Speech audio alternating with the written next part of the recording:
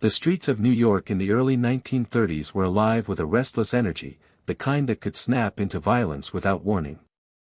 Shadows moved along dimly lit alleys, and the clatter of boots on cobblestones echoed like a warning to those who dared challenge the fragile order of the city's underworld.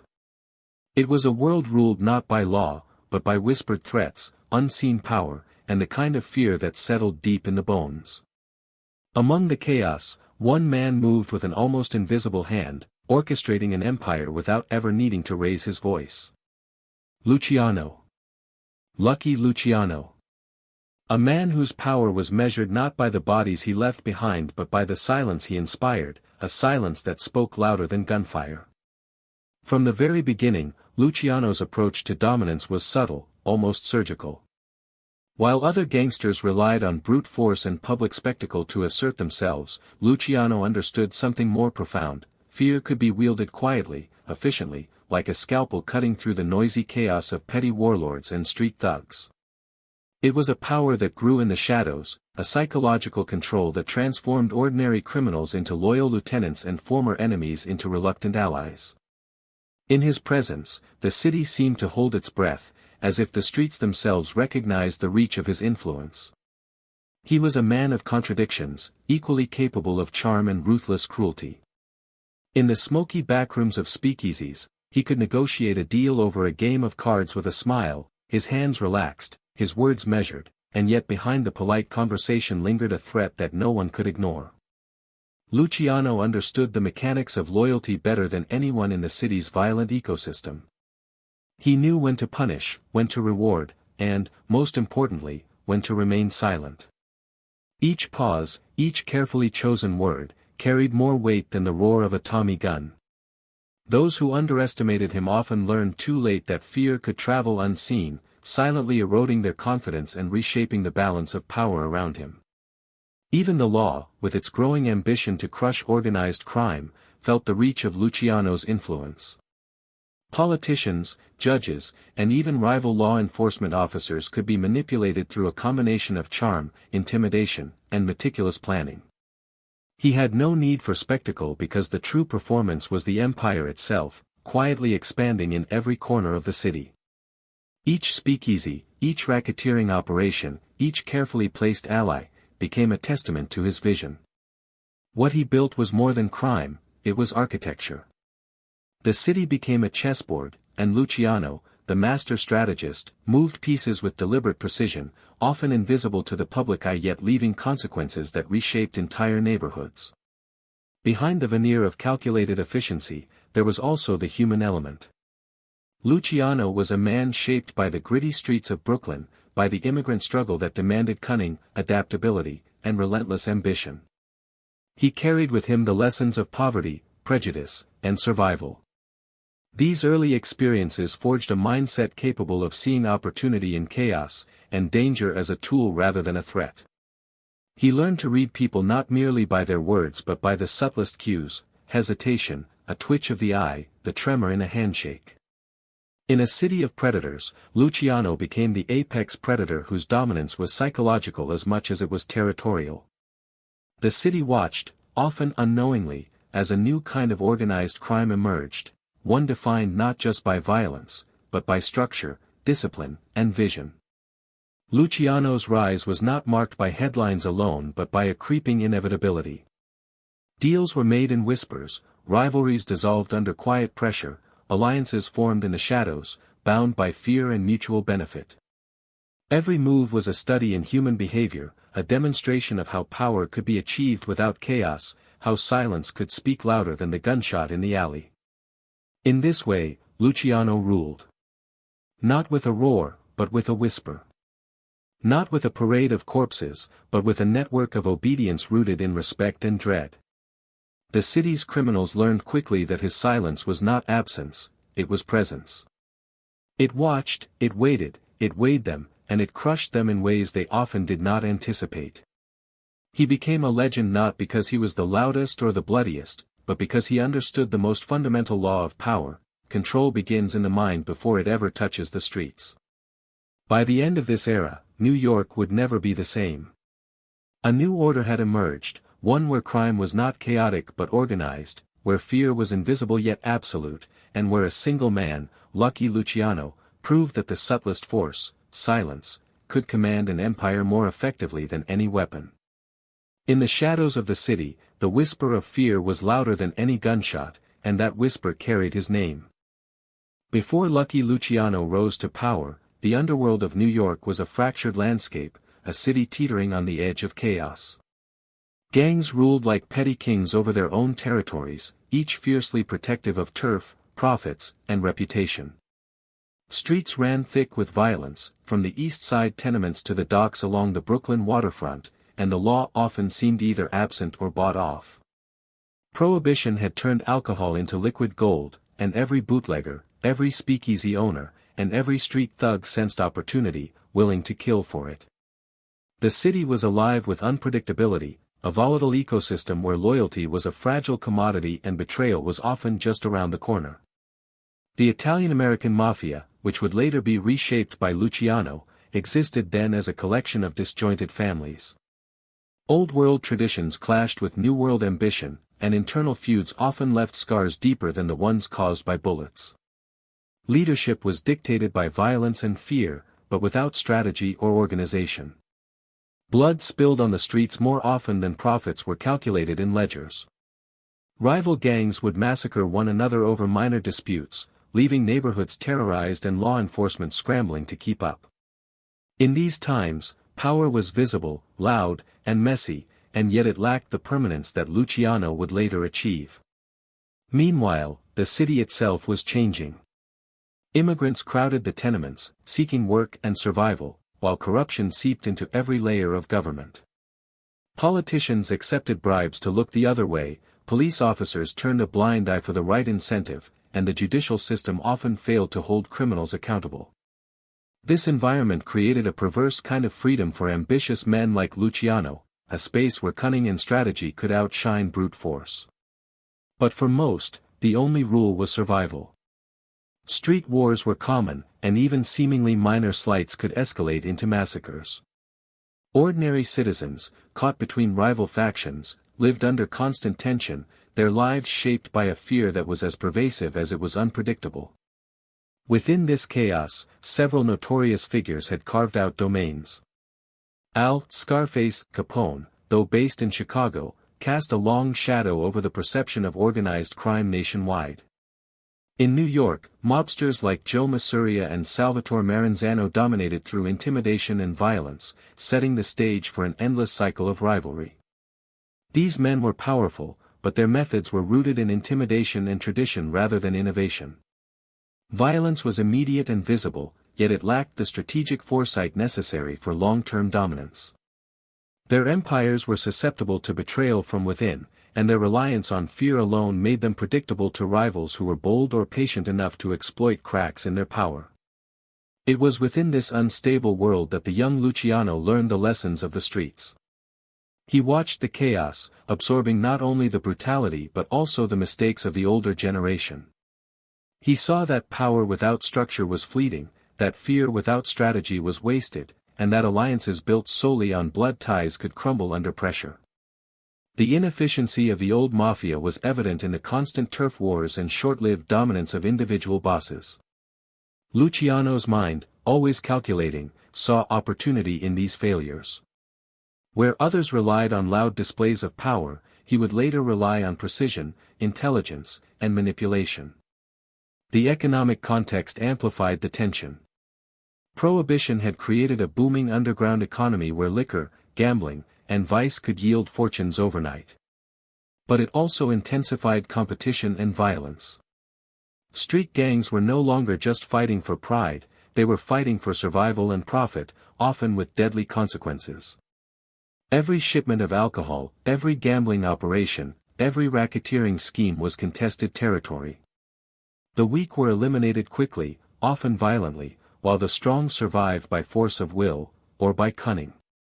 It was a world where chaos and profit existed in equal measure, a crucible that would forge the skills and ruthlessness of the next generation of crime bosses.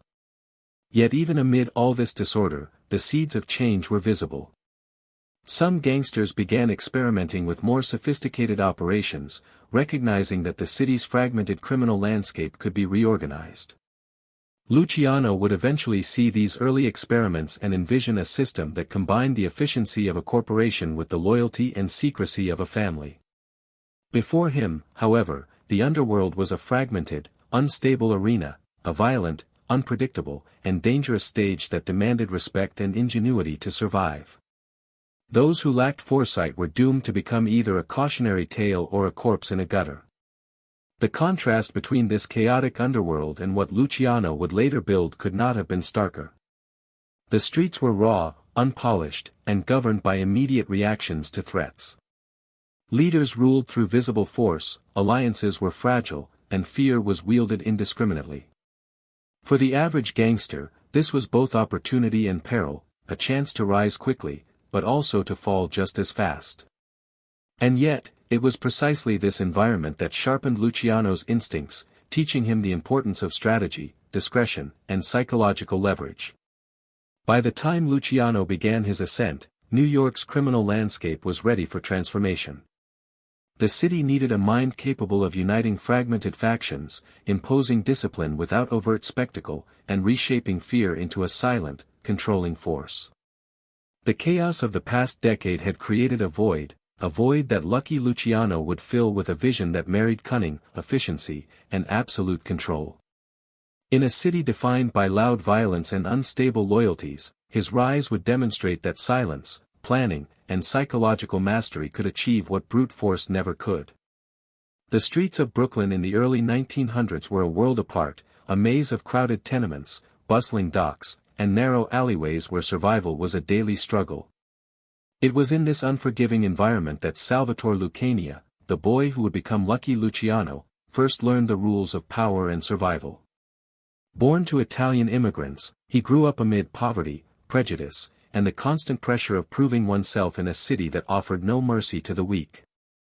Every street corner, every neighborhood fight, and every whispered rumor carried a lesson about opportunity, danger, and the art of reading people. From an early age, Luciano was both observer and participant, absorbing the rhythms of the streets like a student studying a complex, ever-changing code. Luciano's childhood was defined by contrasts. At home, he experienced the warmth of family and the traditions of Italian culture. Outside, he faced a harsh reality where loyalty was conditional, and respect had to be earned with cunning or muscle. He witnessed older boys and men navigate the precarious social hierarchy of the streets, learning which alliances mattered and which rivalries could end in bloodshed. These lessons were internalized quietly, shaping a young man who would later operate with a level of psychological sophistication unmatched by his peers. Even as a child, there was something calculating in his gaze, a way of measuring the world not just for what it was, but for how it could be bent to his will. School offered little reprieve. For Luciano, formal education was secondary to the classroom of the streets, where fights were lessons, deals were transactions, and observation was a survival skill. He learned to identify weaknesses in others, to exploit hesitation, and to negotiate with a mix of charm and intimidation. The docks of Brooklyn, with their endless flow of goods, laborers, and opportunity, became his arena. There, he first glimpsed the potential of organized enterprise hidden beneath chaos. Smuggling, petty theft, and gambling were not just crimes, they were exercises in power, patience, and timing. Each small success was a building block, shaping his understanding of influence and control. By his teenage years, Luciano was already experimenting with the edges of legality. He ran errands for local gangsters, served as a messenger, and occasionally acted as muscle in minor disputes. Each experience, no matter how small, provided insight into the mechanisms of fear, loyalty, and authority. He learned the difference between respect earned through intimidation and respect earned through strategy. More importantly, he understood that true power was often invisible. It was not in the beating of a rival, but in the anticipation of that rival's next move, in controlling outcomes before they occurred. Luciano's social intelligence developed alongside his street skills.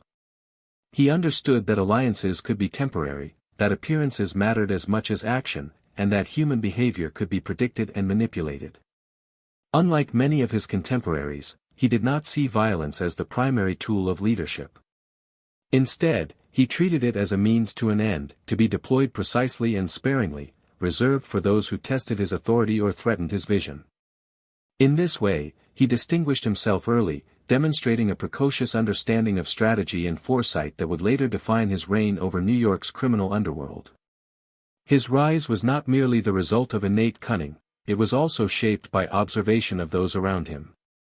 Figures like Joe Masuria and other older mob bosses exemplified power rooted in brutality and tradition, but also the vulnerabilities of that approach.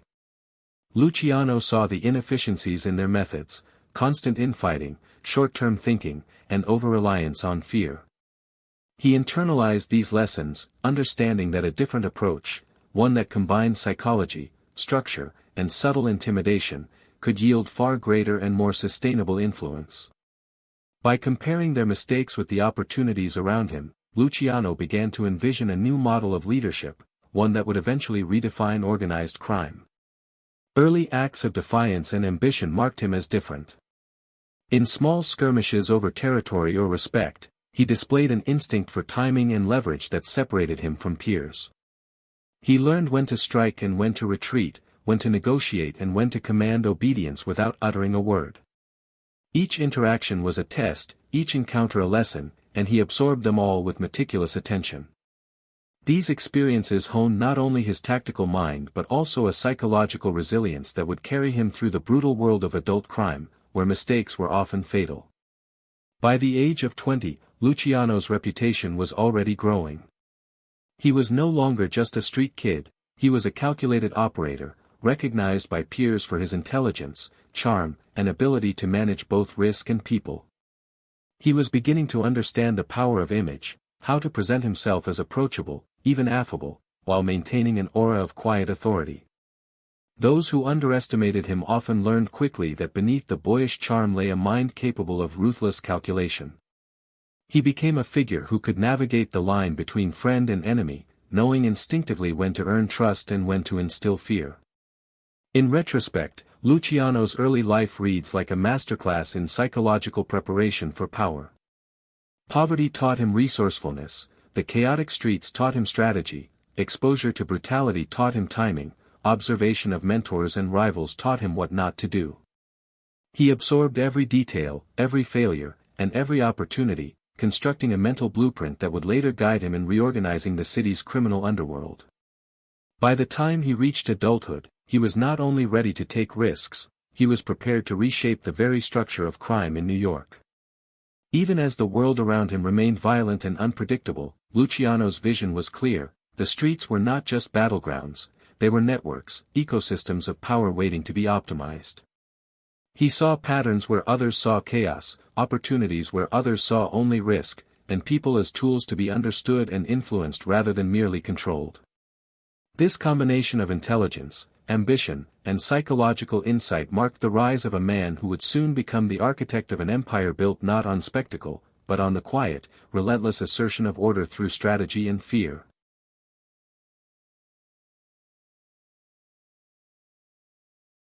By the mid-1920s, Luciano had begun transforming from a promising street operator into a force capable of reshaping the very structure of New York's criminal underworld. The chaotic, fragmented gangs that had dominated the city were vulnerable to someone with vision, discipline, and psychological insight. Luciano understood that the old way of doing business, brute force, impulsive loyalty, and public displays of power, was unsustainable. The streets were fertile ground for innovation, and he was ready to sow the seeds of a new order, one that would consolidate power, maximize profit, and minimize unnecessary violence. His genius lay not only in seeing opportunity but in executing a plan so quietly, so efficiently, that the city would only realize it had changed long after the transformation had begun. The first step in building his empire was rethinking the structure of organized crime itself. Whereas the previous generation had ruled through fear and personal dominance, Luciano introduced hierarchy, clear lines of authority, and the delegation of responsibility. He organized his operations almost like a business. Trusted lieutenants oversaw specific territories or enterprises, while information and decisions flowed upward, consolidating power at the top without creating bottlenecks or chaos. Unlike the fragmented, rivalry-ridden system of his predecessors, Luciano's model rewarded competence, loyalty, and discretion. This system ensured that orders were executed without question, that profits were efficiently collected, and that disputes were mediated before they spiraled into bloodshed. Alliances were crucial to this transformation. Luciano cultivated relationships with other emerging figures in the criminal underworld, carefully balancing loyalty and leverage. Some were longtime street associates who recognized his intelligence, others were rivals willing to collaborate when it served their interest. He knew that an empire could not be built in isolation. By negotiating truces, mediating disputes, and forming strategic partnerships, Luciano expanded his influence without relying solely on intimidation. He created a network where mutual benefit reinforced loyalty, and where betrayal became increasingly risky because it threatened not just individuals but the stability of the entire system. Luciano also recognized the importance of eliminating inefficiency. He systematically identified weak links, chaotic operators, and those whose impulses threatened profits or order. He replaced unpredictability with discipline, ensuring that each operation ran like clockwork. Speakeasies, gambling dens, and smuggling routes were meticulously managed, each lieutenant understood their responsibilities, and each subordinate learned the consequences of disobedience. The result was a criminal enterprise that functioned with the precision of a legitimate business, yet retained the necessary ruthlessness to protect its interests and expand its reach. In this sense, Luciano was both a visionary and a pragmatist, blending strategy and psychology to achieve dominance. Violence, once the primary instrument of control, became targeted and deliberate. Where older bosses had relied on constant displays of brutality, Luciano reserved lethal force for strategic purposes. Public killings and visible intimidation were replaced by calculated strikes designed to remove threats, enforce loyalty, or send silent warnings. The subtlety of this approach magnified his influence. Those who observed understood that he could act at any moment, and that his reach was pervasive, even when unseen. Fear, in Luciano's system, was not an end in itself but a tool for maintaining order, protecting profits, and securing loyalty. Luciano's organizational reforms extended beyond his own operations. He began to influence the broader structure of the Mafia in New York, setting the stage for a coordinated network of families that would later become known as the Five Families. By mediating conflicts, facilitating alliances, and creating rules for cooperation, he reduced destructive infighting and increased collective efficiency. The city's criminal landscape, once a chaotic battlefield, was gradually reshaped into a more disciplined ecosystem. Those who resisted or failed to adapt either found themselves marginalized or eliminated, further reinforcing the supremacy of Luciano's vision. Economics played a central role in this empire building. Luciano understood that crime was ultimately a business, and that financial control translated into power. Prohibition, gambling, extortion, labor rackets, and smuggling became the backbone of his operations, each enterprise feeding into the other. By diversifying his portfolio and ensuring strict oversight, he reduced the volatility that had plagued earlier generations. Every dollar earned strengthened his influence, extended his network, and reinforced the perception that defiance carried real consequences. Luciano's system was not just profitable, it was sustainable, designed to endure far beyond the lifespan of any single gangster. Psychology remained at the heart of his strategy. Luciano was adept at reading human behavior, manipulating perception, and exploiting weakness. He encouraged loyalty not merely through reward but through understanding the motivations of his subordinates. He created a culture in which obedience was rational, betrayal was dangerous, and ambition could be channeled in ways that served the collective enterprise. By controlling the mental landscape of those around him, he ensured that power was respected and consolidated quietly, with minimal overt conflict. His genius lay in making obedience feel voluntary while fear remained implicit, a silent whisper that guided behavior without the need for constant enforcement. By the late 1920s, Luciano's influence extended across New York, touching docks, neighborhoods, and political corridors alike. He had transformed the image of the gangster from a brutish, impulsive figure into a strategic operator whose authority was rooted in intellect, discretion, and foresight. Even rivals recognized his brilliance, some grudgingly admiring his ability to organize, negotiate, and control without relying solely on violence. In doing so, Luciano was not just consolidating power for himself, he was reshaping the very rules of engagement in the criminal underworld, establishing standards that would endure for decades. Luciano's rise was also marked by a growing sense of inevitability. His combination of intelligence, organization, and psychological control created a force that seemed unstoppable. The city itself began to feel the impact, though few could articulate it at the time. Neighborhoods were controlled more efficiently, conflicts resolved with less bloodshed, and operations were managed with the precision of a corporation. For those who observed closely, the difference between chaos and order was clear, and Luciano stood at the center, quietly orchestrating it all.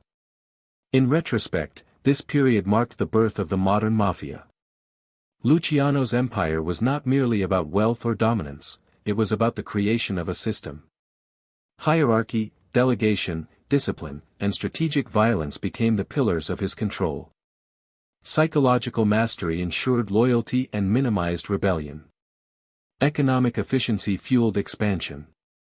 And through it all, Luciano remained the quiet center, the man whose vision reshaped an entire underworld. The streets of New York, once a battlefield of impulsive thugs, were now an arena of calculated power, a testament to the brilliance, ruthlessness, and foresight of lucky Luciano. In the shadows of Luciano's burgeoning empire, there existed a force more potent than bullets or intimidation, a code, unwritten yet universally respected, that dictated loyalty, silence, and survival. Omerta.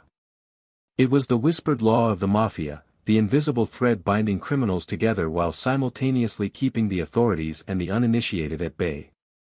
For Luciano, mastery of this code was not simply a matter of tradition, it was a psychological weapon, a way to control behavior without constant enforcement. He understood that fear, when codified into moral obligation, could shape men's actions more effectively than any threat of immediate violence. It was a subtle, pervasive power that flowed beneath every transaction, every conversation, every glance in the smoky backrooms of the city. Omerta demanded silence above all else. Betrayal, snitching, or indiscretion was punishable by death, yet the enforcement of this rule often went beyond physical punishment. It relied on anticipation, social pressure, and the ever-present awareness that one misstep could unravel a life. Luciano recognized that the true strength of this code lay not in the execution of punishment, but in its expectation. Men internalized the consequences, fear became self-regulating. In this way, he could manage vast operations spanning speakeasies, gambling dens, and labor rackets without needing to personally supervise every detail. The very existence of Omerta created a network of invisible authority, one that extended his influence far beyond physical presence. But Omerta was more than silence. It was a moral compass, a framework for navigating a world defined by lawlessness. Loyalty was paramount, and allegiance to the family or the organization superseded personal ambition. Decisions were measured not only by potential profit but by their impact on collective trust. Luciano understood that loyalty could be cultivated and weaponized, he rewarded it meticulously and punished breaches with precision.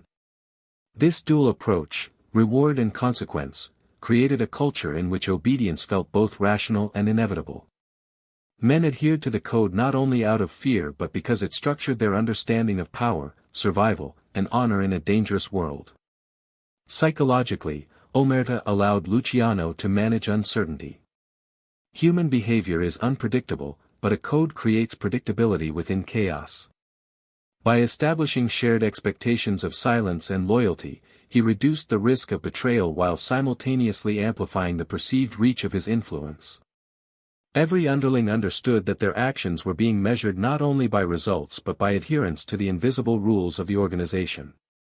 The fear of transgression became internalized, and men policed themselves, reinforcing the empire without requiring constant intervention from the top. In essence, Omerta functioned as both shield and weapon, protecting the organization from outside scrutiny while extending Luciano's authority inward. Luciano's application of omerta was strategic. He did not rely on blanket enforcement, he understood the value of discretion. The threat of punishment was most powerful when unpredictable. Men never knew which transgression would provoke lethal response and which might be overlooked. This ambiguity kept them alert, careful, and compliant. It instilled a constant tension, a quiet awareness that maintained order without overt displays of force. In this environment, silence was a tool of power, shaping behavior more effectively than intimidation alone ever could. The code also served as a lens for decision-making. Every choice, every alliance, and every transaction was filtered through its principles. Luciano assessed risk not only in financial or territorial terms but in terms of loyalty and discretion. The success of his empire depended upon men acting in concert, trusting one another, and adhering to a shared moral framework, even when it conflicted with personal desires or immediate advantage. By embedding this discipline into the psychology of his organization, he created a system that was resilient, adaptable, and enduring. Omerta was not simply a cultural relic, it was the spine of his operational genius. Yet the power of omerta was not absolute. Luciano understood its limitations and manipulated them when necessary. Silence could be bent, loyalty could be bought, and fear could be amplified to achieve strategic objectives. He used the code selectively, recognizing that rigid adherence without flexibility could stifle initiative. The most effective lieutenants were those who internalized its principles while exercising judgment within the boundaries he had established. By combining strict rules with subtle incentives, Luciano created an organization that was disciplined yet dynamic, capable of rapid adaptation while maintaining the moral and psychological glue that held it together. Omerta also shaped the perception of Luciano himself. To outsiders, his authority seemed omnipresent, almost mystical. Men obeyed not because they were constantly watched, but because they believed in the inevitability of consequences. This perception magnified his influence far beyond the immediate sphere of his operations. Politicians, law enforcement officials, and rival gangsters all sensed a disciplined, invisible power at work. They understood that even those who never encountered Luciano directly were operating within the structure he had imposed, a system of rules, expectations, and fear that radiated outward from his center. By mastering omerta, Luciano had weaponized culture itself. He turned tradition into leverage, morality into control, and silence into authority. The code became the lens through which every action was judged, the invisible mechanism that allowed him to orchestrate complex operations across New York with a level of efficiency and subtlety unmatched by any predecessor. His empire grew not just because of wealth or muscle but because he understood the human mind, how it could be guided, shaped, and disciplined through expectation, fear, and moral obligation. Through this mastery, Luciano achieved something extraordinary. He created an empire that was self-regulating, resilient, and psychologically reinforced. Every participant understood their place, the rules, and the consequences of deviation. Fear was ever present, but so too was loyalty, creating a delicate balance that allowed the organization to function smoothly even amid constant external threats.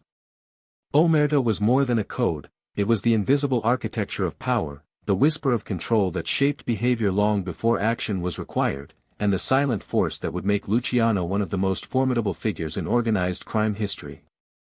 Luciano's vision of power extended far beyond intimidation or control. He saw crime as a business, and every decision was measured in terms of efficiency, profit, and sustainability. While previous generations of gangsters relied on brute force and short-term gain, Luciano approached the underworld with the analytical mind of a strategist. He transformed petty operations into coordinated enterprises, ensuring that every venture, from gambling to bootlegging to labor rackets, functioned like a well-oiled machine. The streets of New York were no longer chaotic battlegrounds, they were networks of influence, trade, and revenue, carefully managed and meticulously overseen. Bootlegging during Prohibition became the cornerstone of Luciano's empire. Alcohol was no longer a commodity, it was a currency of power. Speakeasies and illicit distilleries were organized into a network that maximized profit while minimizing risk. Luciano employed lieutenants to manage individual operations, enforcing discipline and secrecy. He ensured that shipments arrived on schedule, that disputes were resolved efficiently, and that corrupt officials were kept placated through bribes or subtle influence. By turning illegal trade into a disciplined enterprise, he created a level of consistency and reliability that rival gangs could not match. Every barrel of liquor represented not just profit but control over neighborhoods, over rival gangs, and over the flow of fear and loyalty that sustained his empire. Gambling was another cornerstone. Casinos, card games, and betting rings became carefully managed operations under Luciano's oversight. Unlike the chaotic, unregulated gambling dens of earlier eras, his establishments were organized with precision, trusted overseers ensured fairness, or the appearance of it, while profits were systematically collected and redistributed up the hierarchy. These ventures served multiple purposes. They generated revenue, provided a controlled environment for recruiting loyal associates, and allowed Luciano to influence the local population. Gambling was not only lucrative, it was a tool of social control, a way to weave his influence into the daily lives of both the willing and the unwilling. Labor rackets further demonstrated Luciano's genius for combining crime with strategy. He infiltrated unions, exerted control over dockworkers, and manipulated labor disputes to extract payment from both employers and employees. Strikes and slowdowns became leverage in negotiations, and Luciano's men could subtly dictate outcomes without ever needing to resort to overt violence.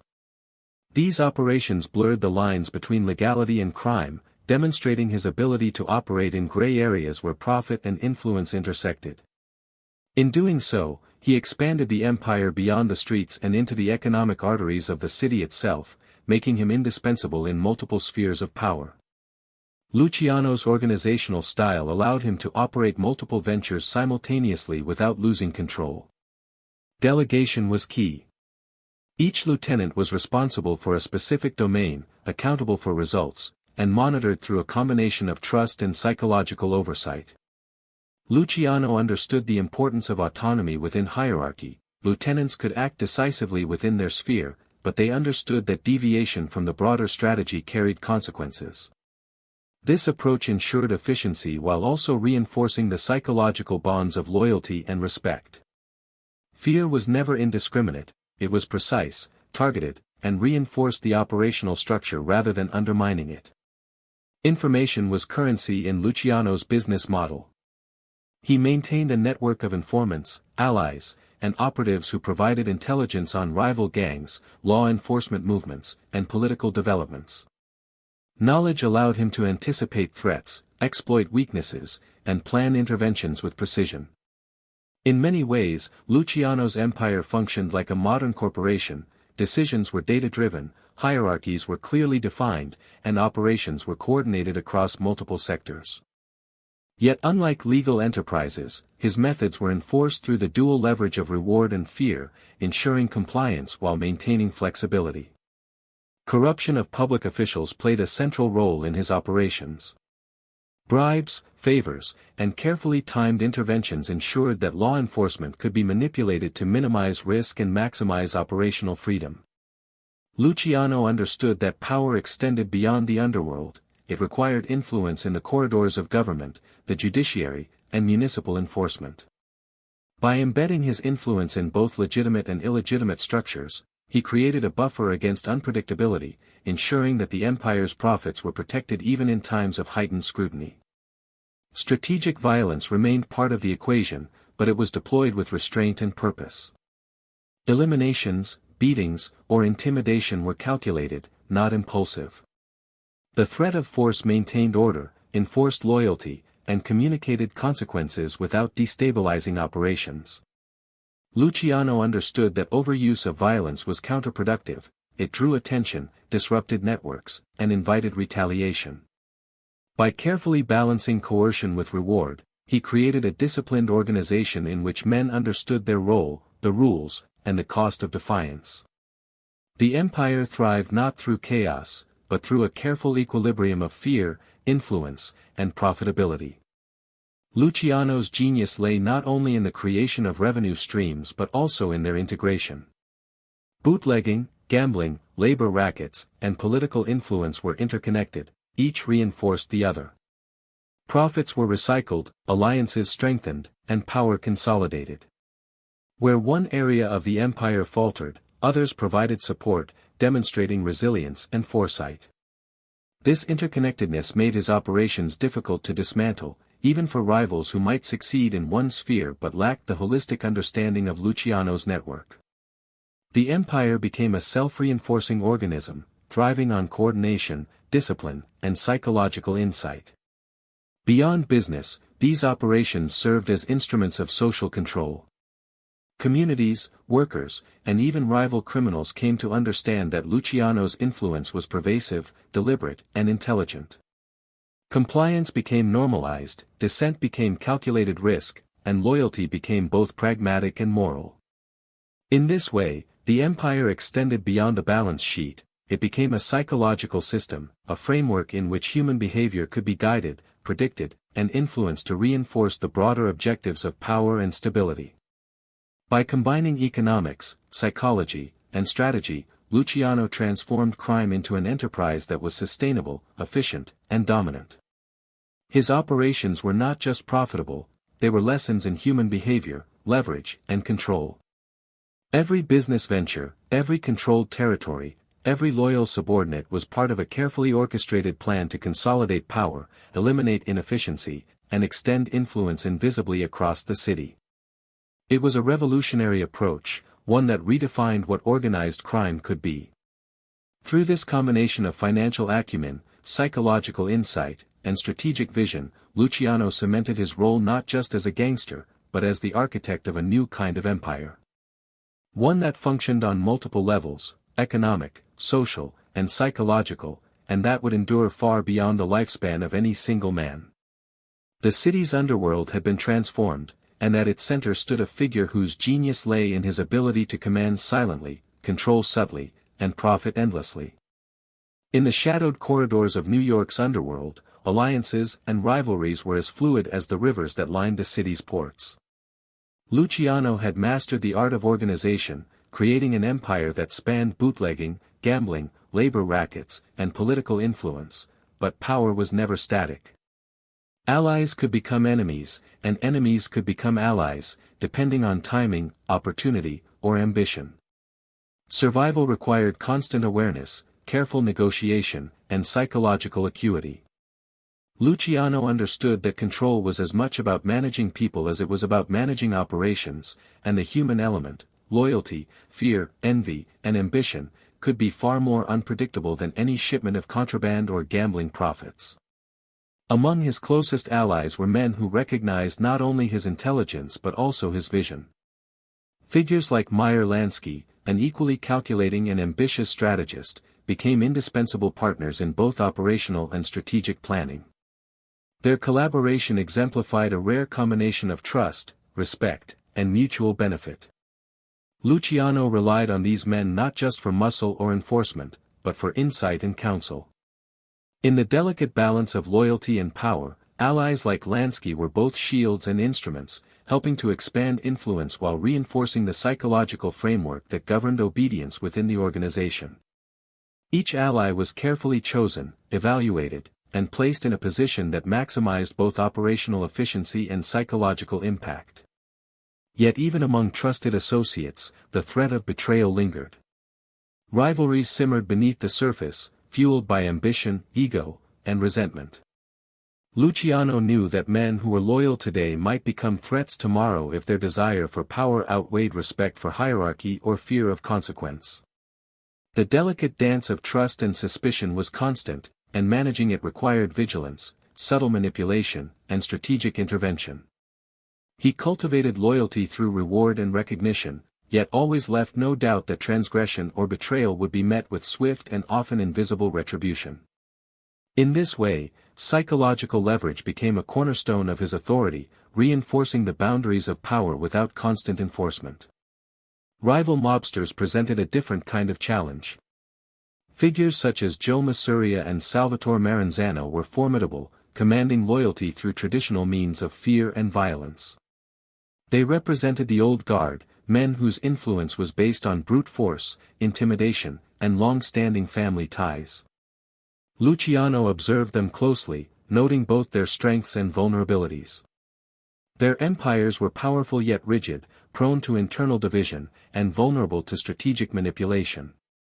By understanding their psychology, Luciano was able to anticipate moves, exploit weaknesses, and orchestrate alliances that subtly undermined their authority while consolidating his own. In this environment, intelligence and foresight became more valuable than the immediate threat of violence. Luciano's ability to manipulate alliances relied on both charm and calculation. He could negotiate truces, broker deals, and mediate disputes in ways that projected goodwill while advancing his strategic interests. Each interaction was a study in psychology, understanding motives, reading body language, predicting reactions, and subtly guiding outcomes. Men came to see him as both a mediator and a commander, a figure whose judgment could protect their interests while simultaneously extending his influence. Even rivals who disagreed with his methods often recognized the inevitability of his strategy, understanding that defiance carried consequences far beyond immediate retaliation. Betrayal, however, was never absent from the equation. Within the Mafia, ambition often collided with loyalty, creating moments of acute tension. Luciano faced threats not only from established rivals but also from those within his circle who sought to advance their own position. Managing these dynamics required psychological dexterity, punishing strategically, rewarding selectively, and maintaining the perception of omnipresence. A whispered threat, a sudden reassignment, or a well-timed reward could prevent mutiny or betrayal without triggering open conflict. This subtle management of loyalty allowed Luciano to maintain dominance while minimizing disruption, ensuring that his empire functioned efficiently even under conditions of high risk. Alliances were also shaped by circumstance. The volatile economic and social environment of Prohibition-era New York created opportunities for collaboration that might otherwise have been unthinkable. Rivals could be co-opted into partnerships when mutual benefit outweighed personal enmity, and conflicts could be diffused when strategic advantage required it. Luciano understood the importance of timing. Alliances were transient, but when leveraged properly, they could consolidate power, extend influence, and isolate threats. He mastered the art of balancing immediate gain against long-term stability, ensuring that the empire remained resilient even as rivalries evolved and new players entered the scene. Psychology remained the most potent tool in managing both allies and enemies.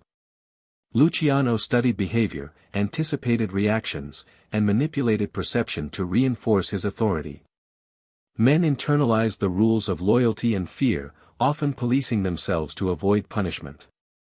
The subtle use of rewards, privileges, and recognition reinforced adherence to the organization's objectives, while calculated threats maintained compliance. By blending fear with incentive, and loyalty with strategic ambiguity, Luciano created an environment in which control was both pervasive and largely invisible, extending the reach of his power far beyond physical presence.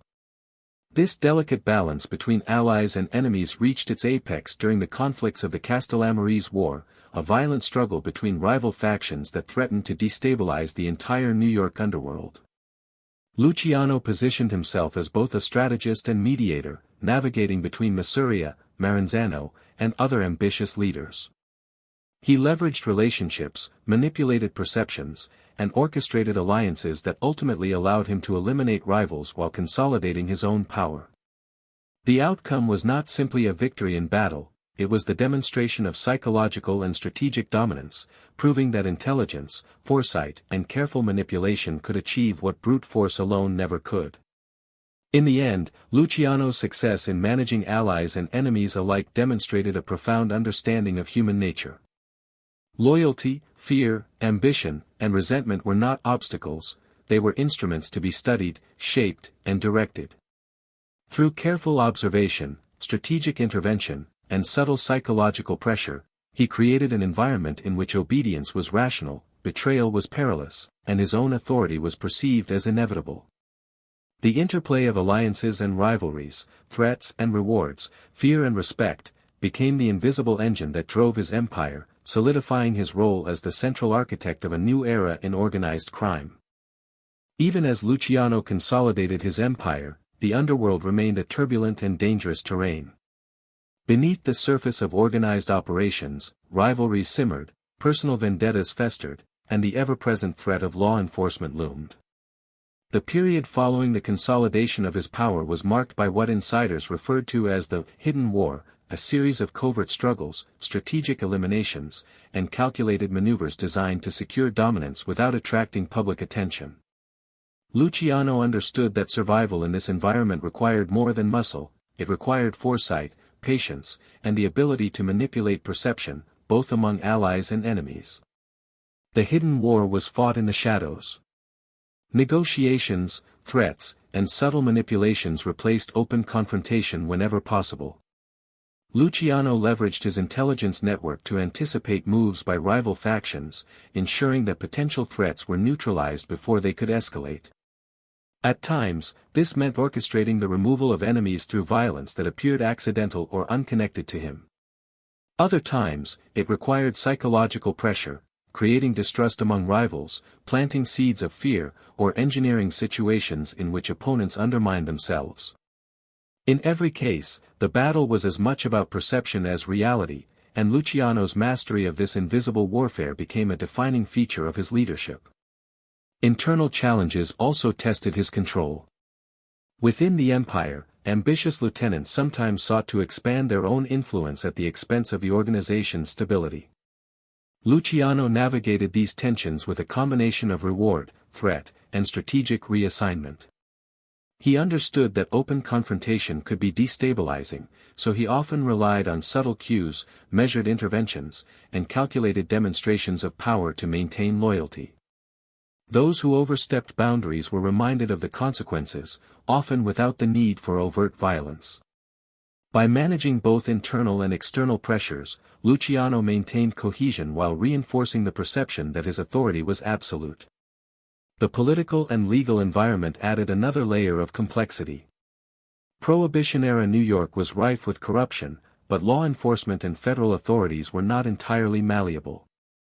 Investigations, raids, and prosecutions threatened to disrupt operations and exposed vulnerabilities.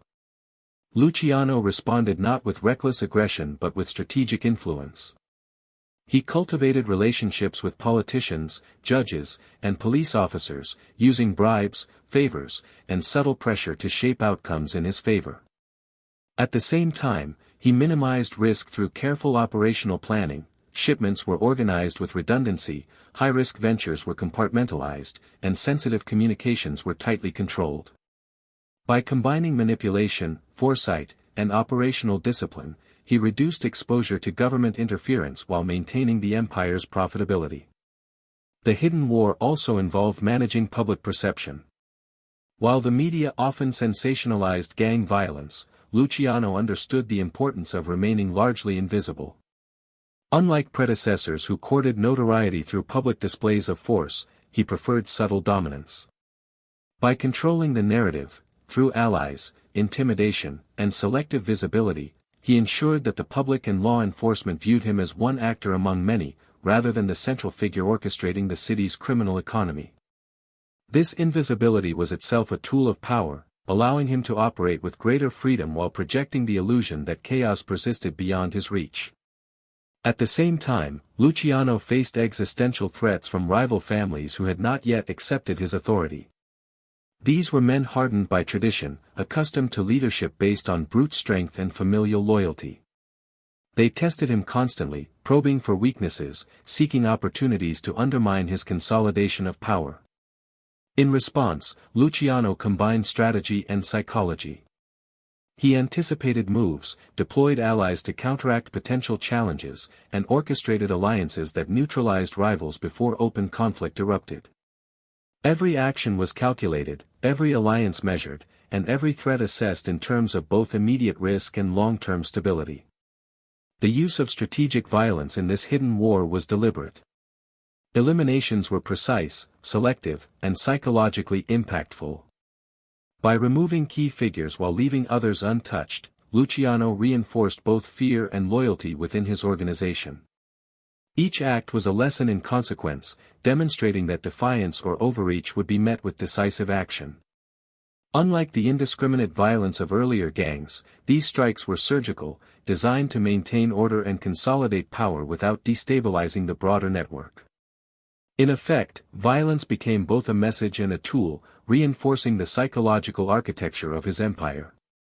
Luciano also relied on adaptability. The hidden war demanded flexibility in response to changing circumstances, shifts in rival alliances, fluctuations in political influence, or unexpected law enforcement activity.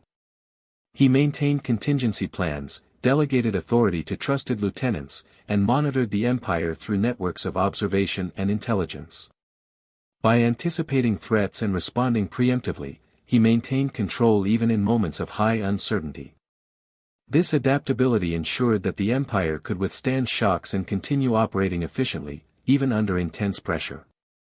In the end, the hidden war was not merely a series of conflicts, it was a demonstration of Luciano's psychological and strategic mastery. He had created an organization capable of internal regulation, external influence, and rapid response to threats. Allies were guided by loyalty and fear, rivals were neutralized or co-opted, and law enforcement was manipulated to reduce exposure. The empire functioned as a dynamic, self-reinforcing system, resilient in the face of both human ambition and institutional scrutiny. Luciano's genius lay in his ability to make control seem inevitable, rendering opposition not only dangerous but ultimately futile. By navigating the hidden war with intelligence, patience, and subtlety, Luciano secured his dominance over New York's criminal underworld. He demonstrated that power was not solely about visibility or force, but about the ability to anticipate, manipulate, and orchestrate complex human behavior across multiple layers of influence. The streets of the city, once a chaotic battlefield of rival thugs and volatile factions, became a stage for a more disciplined, calculated empire, an empire in which Luciano's presence was felt in every action, even when it remained unseen. The fall of Luciano began not with a dramatic shootout, but with a methodical legal assault that pierced the veil of his carefully constructed empire. By the mid-1930s, federal authorities had begun to tighten their scrutiny on organized crime, using a combination of investigative persistence, informants, and emerging forensic techniques. Luciano's empire, vast and sophisticated, was vulnerable to exposure, not because of a lack of control, but because of the inherent risks in operating across multiple illicit enterprises. The arrest was the culmination of years of quiet observation, intelligence gathering, and strategic pressure applied by law enforcement agencies determined to dismantle his network. When the net closed, the scale of his influence became immediately apparent. Investigators discovered the intricate web of operations Luciano had created: bootlegging, gambling, labor rackets, and political influence, all coordinated with a precision that rivaled legitimate corporations. Witnesses, informants, and undercover agents pieced together the structure he had so carefully obscured. Every lieutenant, every contact, every financial trail was examined under the unforgiving lens of federal law. The empire, which had operated largely in shadows, was suddenly thrust into the harsh light of scrutiny. The psychological impact on Luciano was profound, yet he displayed the same composure that had guided him through the chaos of rivalries and hidden wars. The arrest itself was dramatic in its quiet inevitability. Law enforcement, armed with warrants and evidence built over months of meticulous investigation, approached him with a calculated precision. There were no gunfights, no frantic attempts at escape. Luciano understood the gravity of the moment, and he met it with the same strategic calm that had defined his rise. To the public, the image of a criminal mastermind taken into custody was both sensational and enigmatic. The contrast between the man who had orchestrated an empire from the shadows and the figure now handcuffed in a courtroom became a central narrative in the media frenzy that followed. The trial was a crucible of both law and perception.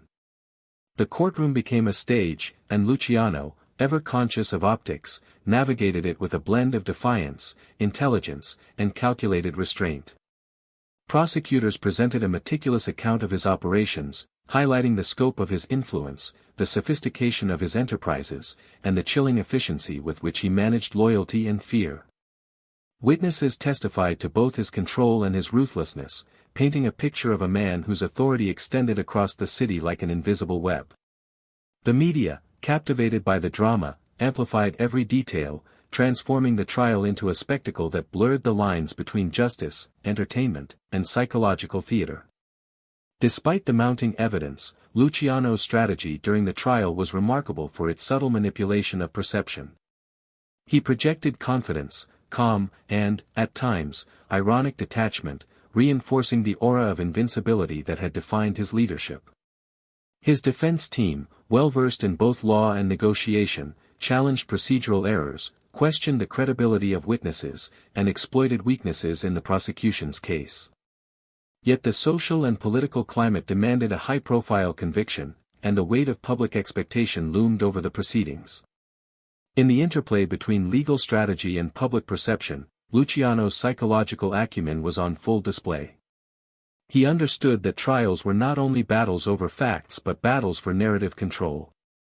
Media coverage intensified the drama. Headlines painted Luciano as the embodiment of organized crime, a symbol of both fear and fascination.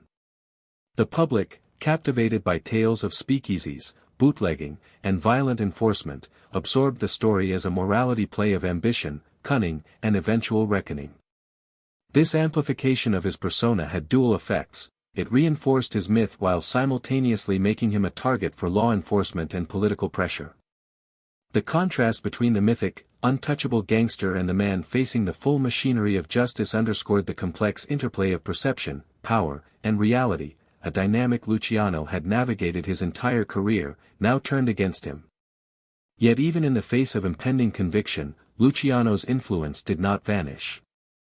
The empire he had built was resilient, its structure maintained through lieutenants and systems of loyalty that could operate independently of his immediate presence. Decisions continued to flow, alliances continued to be managed, and operations continued with minimal disruption. The arrest and trial were shocks to the system, but the architecture he had created was robust, demonstrating that his genius was not confined to his physical presence, it was embedded in the organization itself. Still, the arrest marked the beginning of his personal downfall. The legal system imposed boundaries that no amount of cunning could entirely circumvent. His freedom, once a tool of authority, was curtailed. The empire, while resilient, now operated under the implicit threat that further legal actions could destabilize even the most carefully managed operations. For the first time, Luciano confronted the limitations of intellect, strategy, and psychological mastery in a world governed by laws outside his control. The reality of incarceration forced reflection on power, vulnerability, and the delicate balance between control and exposure that had defined his life. The trial also illuminated the precarious nature of loyalty.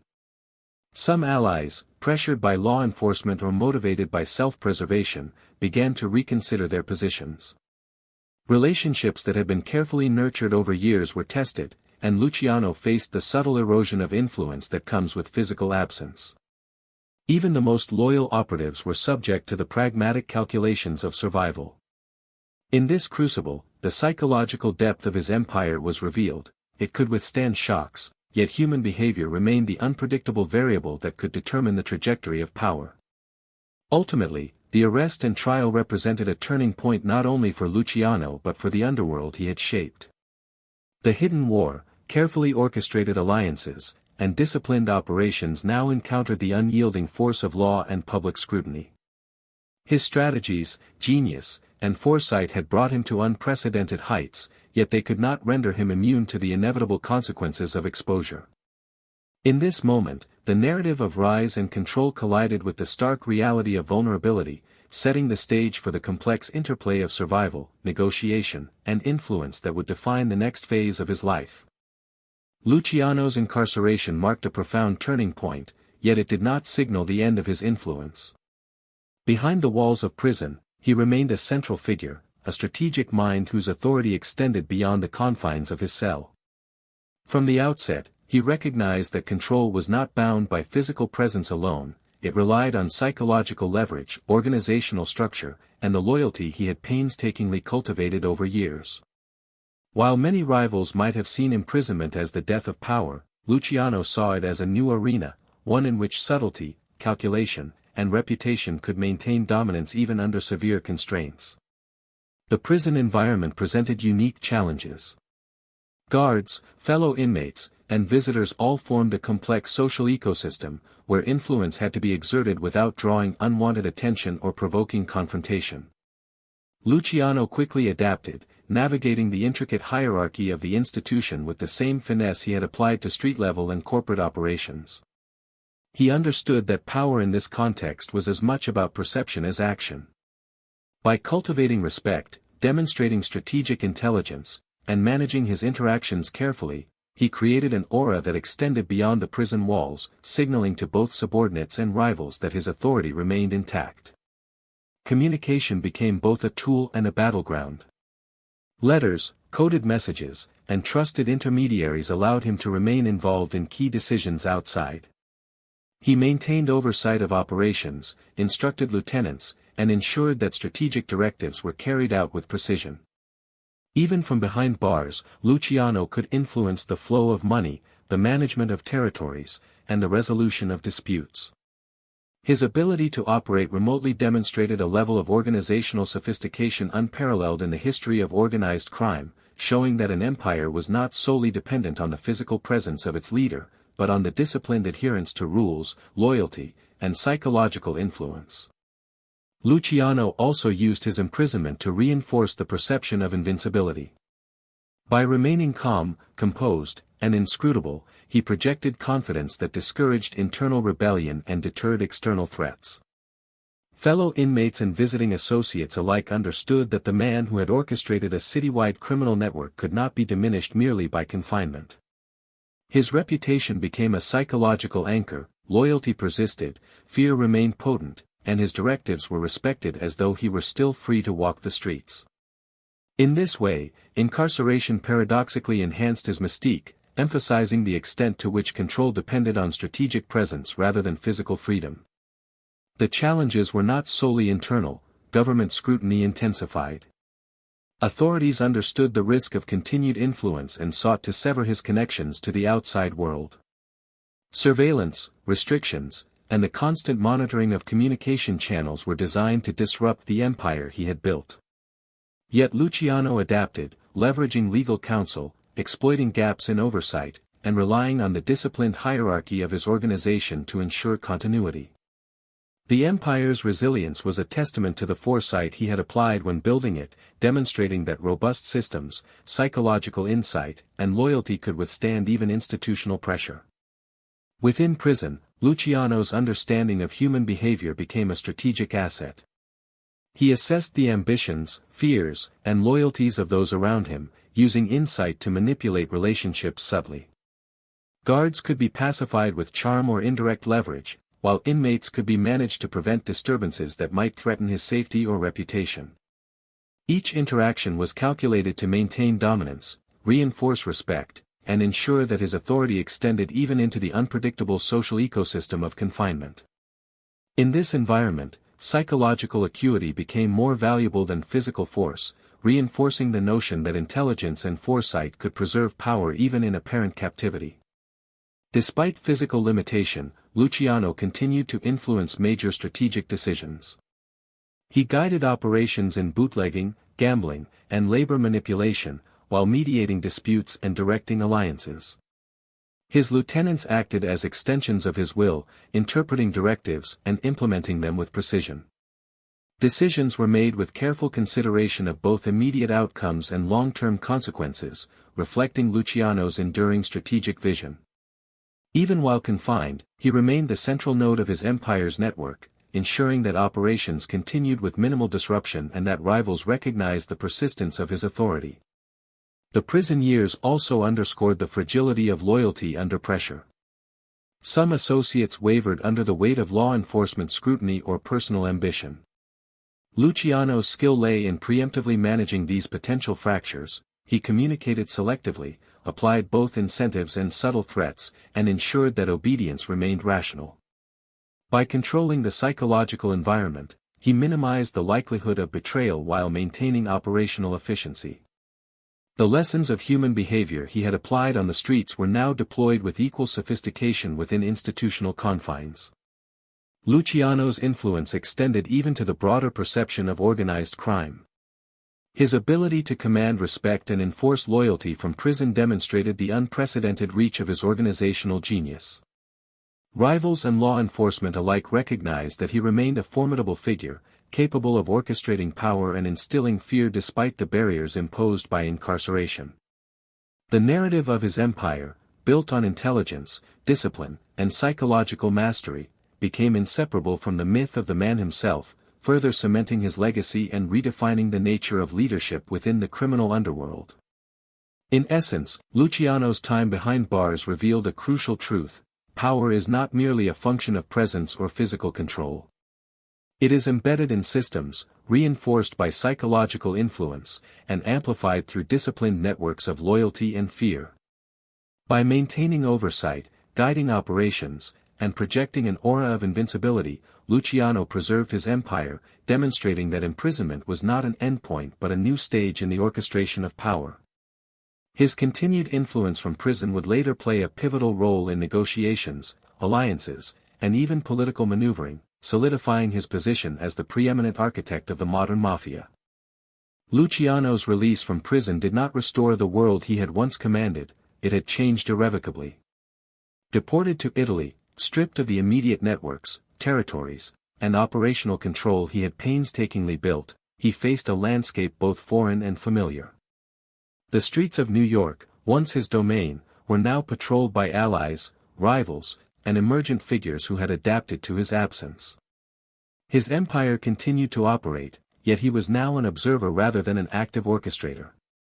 The transition from central architect to exile demanded a recalibration of power, influence, and purpose, a challenge that tested both his resilience and his psychological acumen. In Italy, Luciano's existence was paradoxical, geographically displaced, yet his reputation transcended borders. He was both feared and revered, a symbol of the enduring power of the Mafia and the brilliance with which it could be organized. Even in exile, Luciano maintained contact with key figures in the American underworld, providing advice, guidance, and strategic insight. His correspondence, often coded and mediated through intermediaries, reflected a continued influence that belied his physical absence. Though he could no longer walk the streets of New York or oversee operations personally, his psychological and strategic imprint remained. Isolation imposed by exile also forced reflection. Stripped of daily control, Luciano confronted the human cost of his ambition, the lives manipulated, the alliances exploited, and the betrayals endured. He considered not only the empire he had built but the fragility of power itself. Time, distance, and circumstance revealed both the strength and limitations of the systems he had created. It became clear that influence could survive physical separation only when reinforced by disciplined structures, loyalty, and the enduring perception of inevitability. These lessons, hard-earned over decades, informed his decisions in exile, guiding how he engaged with the world from afar. Luciano's life in exile was a study in adaptation. He could no longer rely solely on fear, intimidation, or immediate authority. He had to employ diplomacy, negotiation, and subtle influence to maintain relevance. Contacts in the United States became conduits for his strategies, enabling him to guide operations indirectly while avoiding exposure to legal repercussions. The empire, resilient yet independent, continued to function, demonstrating the foresight with which it had been constructed. Luciano's genius lay in creating an organization that could operate autonomously, yet remain receptive to guidance, allowing him to retain a form of control despite physical displacement. In Italy, he also encountered new forms of challenge. Political shifts, economic instability, and social scrutiny created a complex environment that demanded both discretion and ingenuity. Luciano navigated these challenges with the same strategic patience that had characterized his rise in New York. He cultivated alliances where possible, avoided unnecessary conflict, and relied on the subtle projection of reputation to maintain influence. Even in unfamiliar territory, his understanding of human behavior, fear, loyalty, ambition, remained a tool through which he could shape outcomes and assert authority. Exile also provided perspective on his own mortality and the impermanence of power. He observed the next generation of gangsters rising in New York, adapting his strategies to shifting dynamics, and consolidating influence in ways that mirrored his early methods. While he could no longer enforce directives personally, his experience allowed him to mentor, advise, and manipulate outcomes through calculated interventions. This stage of life emphasized the psychological dimensions of power. Influence was as much about perception, reputation, and legacy as it was about material control or operational command. The final years of Luciano's life were marked by a tension between retreat and engagement. He moved cautiously, understanding the risks of legal exposure, political entanglement, and rival resentment. Yet he could not relinquish the instincts that had defined his career, the drive to analyze, strategize, and shape the environment around him. In exile, these instincts manifested through subtle intervention rather than direct action, demonstrating the adaptability that had allowed him to survive betrayals, arrests, and wars. His mind remained the epicenter of strategy, even when his body was constrained by circumstance. Throughout this period, Luciano's legacy became increasingly apparent. He was no longer just a figure of immediate power, he had become a symbol, a myth interwoven with both fear and admiration. Stories of his rise, the discipline of his operations, and the audacity of his strategic vision circulated widely, reinforcing his psychological authority even from a distance. His exile did not erase influence, it transformed it, shifting the emphasis from hands-on control to the projection of legacy and the manipulation of perception across continents. Ultimately, exile illustrated the duality of power and its limitations. Luciano had mastered operational, psychological, and strategic dimensions of control, yet he now confronted the reality that physical absence imposed constraints no cunning could entirely overcome. Influence persisted through structure, loyalty, and reputation, but the immediacy of command had passed. He had entered a new phase of life, one in which the greatest victories were no longer measured in territory or profit, but in the subtle preservation of authority and the careful shaping of memory and myth. Luciano's final years in Italy were a quiet yet potent testament to adaptability, intelligence, and the enduring reach of strategic vision. Though removed from the empire he had built, his influence persisted in decisions, alliances, and the ongoing operation of networks he had architected decades earlier. His life in exile became a meditation on the nature of power, how it is acquired, maintained, and inevitably transformed by circumstance. Even in the face of displacement, Luciano's mind remained a hub of calculation, foresight, and enduring psychological authority, proving that true power is not confined to geography, it resides in strategy, reputation, and the invisible threads that bind human behavior to the will of a masterful mind. Luciano's legacy extended far beyond the streets he had once ruled, transcending borders, eras, and generations. He had not simply amassed wealth or power, he had redefined the very architecture of organized crime, transforming it from a loose collection of violent factions into a structured, efficient, and psychologically sophisticated enterprise.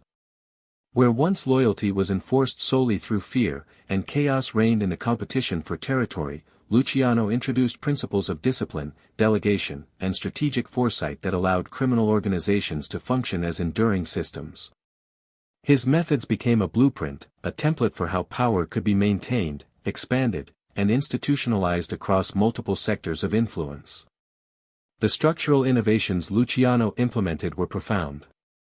He introduced the concept of a hierarchical, compartmentalized organization, in which each lieutenant managed a specific domain while remaining accountable to central authority. This allowed operations to scale efficiently, minimized risk of exposure, and created redundancies that ensured continuity even under external pressure. By professionalizing the Mafia, he transformed it into an entity that could rival legitimate corporations in complexity and strategic planning. These innovations were studied, emulated, and adapted by future generations of organized crime figures, cementing Luciano's role as the architect of a new era. Psychology remained at the core of his influence. Luciano understood that human behavior could be as valuable a tool as financial control. Fear, loyalty, ambition, and perception were meticulously managed to maintain authority, prevent betrayal, and motivate action. Through careful observation, manipulation, and strategic reward, he created an environment in which obedience was rational and transgression was costly. His successors adopted similar methods, recognizing that control was as much about managing minds as it was about controlling territory or revenue streams. In this sense, Luciano's genius lay not only in operational design but in understanding the invisible forces that sustained influence. Globally, his impact was undeniable. The networks and principles he established allowed organized crime to expand beyond local or national boundaries, laying the groundwork for international syndicates. Relationships with influential figures across continents, combined with the operational frameworks he created, enabled criminal enterprises to coordinate activities, pool resources, and navigate complex political and economic landscapes. Luciano's approach demonstrated that organized crime was not merely a local or opportunistic phenomenon, but a strategic, scalable, and adaptive system capable of enduring across time and geography. The ripple effects of his innovations were felt in law enforcement, economics, and social structures. Authorities had to adapt to a new type of criminal organization, one that operated with corporate precision, psychological insight, and strategic subtlety. The traditional methods of policing, raids, arrests, and reactive enforcement, proved insufficient against an empire that anticipated, manipulated, and adapted. Economically, Luciano's integration of illegal markets into broader social and commercial systems illustrated how criminal activity could influence legitimate sectors, shaping labor, trade, and commerce in ways that were both overt and hidden. His influence was a study in systemic power, demonstrating that the impact of one individual could reverberate across multiple layers of society. The mythology surrounding Luciano also played a critical role in his legacy. Stories of his rise, his strategic brilliance, and his near-mythical control over fear and loyalty created a narrative that both intimidated rivals and inspired successors. The legend became inseparable from reality, reinforcing his psychological authority even after exile and death. Future generations of criminals studied his methods, not merely as tactics, but as a philosophy of power, an understanding of hierarchy, strategy, and human behavior that could be applied in a variety of contexts. The mythologization of Luciano ensured that his influence would persist far beyond the lifespan of his physical presence. Culturally, his story reshaped perceptions of organized crime. Through books, films, and media portrayals, the figure of Luciano became emblematic of the sophisticated, calculating gangster, an archetype that emphasized intelligence, strategy, and psychological manipulation over brute force alone. This cultural legacy reinforced his operational innovations, ensuring that both law enforcement and aspirants to power recognized the importance of strategy, structure, and the management of perception. Luciano became more than a man, he became a symbol of an evolved criminal intelligence that prioritized foresight, control, and enduring influence. Perhaps the most enduring aspect of Luciano's legacy was the demonstration that power could be systematized. He proved that an individual's influence could extend beyond personal presence, that psychological mastery could amplify operational control, and that loyalty and fear could be managed as instruments of long-term strategy. The organizations he inspired and structured persisted, adapted, and expanded long after his physical removal from the scene, illustrating the enduring nature of ideas when combined with disciplined execution. Luciano's life became a case study in the mechanics of influence, the psychology of obedience, and the architecture of resilient power. Even in reflection, his story offers lessons that transcend crime. Luciano's life underscores the interplay between vision and execution, intelligence and risk, and psychology and strategy.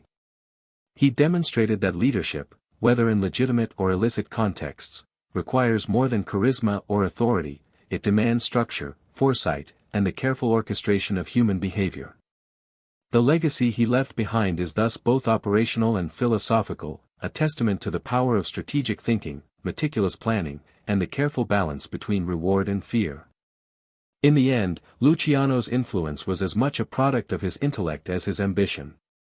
By reshaping the Mafia, he reshaped organized crime itself, creating systems, principles, and psychological frameworks that would persist long after he was gone. His methods, myth, and enduring impact ensured that the story of Lucky Luciano would be remembered not merely as a tale of crime, but as a profound study of power, strategy, and the human condition, a legacy that continues to shape the underworld and the imagination of those who study it.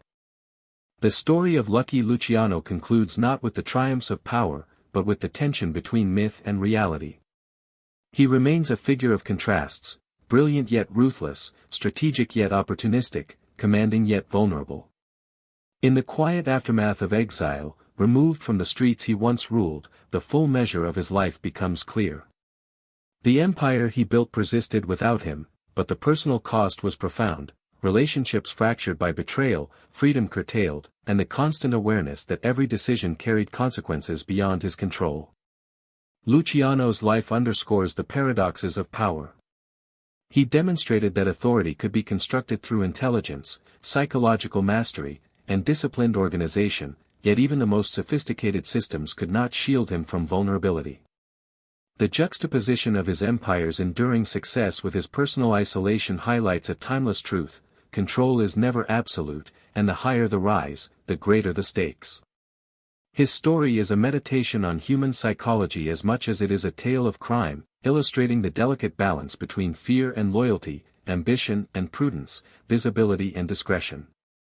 Perception was central to Luciano's influence. He understood that power could be projected as effectively as exercised. Even in exile, his reputation commanded respect and shaped decisions across continents. Allies followed guidance, rivals hesitated, and the myth of invincibility continued to reinforce his authority. His genius lay not just in operational control but in shaping the perception of inevitability, an influence that survived legal restrictions, physical distance, and the passage of time. Yet beneath the myth was the human cost. His ambitions brought wealth, structure, and historical significance, but also isolation, mistrust, and moral ambiguity. Relationships were often transactional, loyalty was enforced with fear as much as reward, and the pursuit of dominance required personal sacrifice. The brilliance of his strategy was inseparable from these costs, and his life serves as a reminder that the exercise of extraordinary influence carries consequences that extend beyond the material or visible.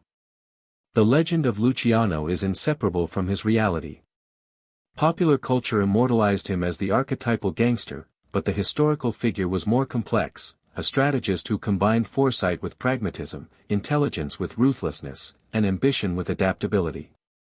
Understanding him requires looking beyond dramatized images of mobsters and into the intricacies of a man who mastered structure, loyalty, and human behavior on an unprecedented scale.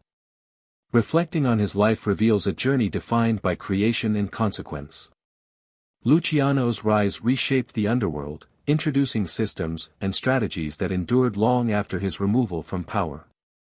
His arrests and exile exposed the limits of even the most calculated authority, and yet his influence persisted, mediated through loyal lieutenants and the perception of omnipotence. The hidden wars, alliances, and the orchestration of an empire capable of functioning independently of his presence all testify to his extraordinary foresight, while reminding us that human ambition always encounters unpredictability and risk. Ultimately, Luciano's narrative is a study in contrasts. Power and vulnerability, brilliance and danger, loyalty and betrayal coexisted at every level. His empire demonstrates strategic genius, while his exile and mortality reveal the human limitations that no system or intelligence can entirely overcome. Influence, he showed, can endure beyond physical presence. Reputation and perception can shape behavior as effectively as direct control. Luciano's story is timeless because it offers lessons on power, resilience, and the complexities of human ambition, providing both inspiration and caution.